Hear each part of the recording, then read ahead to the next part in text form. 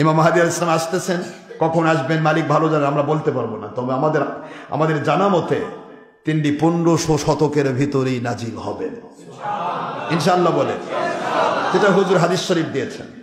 15 শতক বলতে বোঝেন তো? 15 শতক মানে কি? মানে পুরা 1500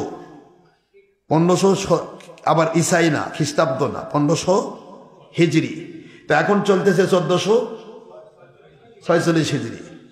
এখন 1500-র ভিতরে যদি আসেন, 1500-র ভিতরে, তার 1500 এই শতকটাই তো চলতেছে। 1400 তো পার হয়ে গেছে। 14-র উপরে যেটা সে 15 অংশ না, কথা বুঝতে পারছেন না?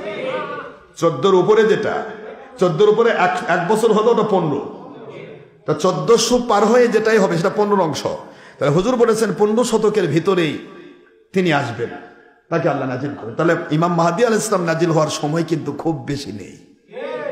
এখন 1500 শতকের শেষেও যদি আসে, তবুও তো অতিরিক্ত হলে আর 54 বছর, তাই না? একবার লাস্টে যদি আসে তবু 53 বছর। হুজুরের কথা তো রদ হবে না।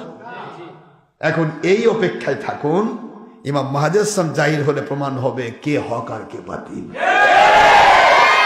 ইনশাআল্লাহ বলেন তো, হক আর বাতিল কাকে বলা হয়? এখন তো 72 আর 1, আর তখন হবে শুধুমাত্র ইমাম মাহদী আলাইহিস সালামের বাহিনী আর দাজ্জাল বাহিনী। কথা কি বুঝতে পেরেছেন? এখন আমরা সেই অপেক্ষিত খেলাফত আসবে ইনশাআল্লাহ। সারা পৃথিবীময় 1 বিঘত জায়গা থাকবে না যেখানে খেলাফতের পতাকা উড়বে না ইনশাআল্লাহ বলেন।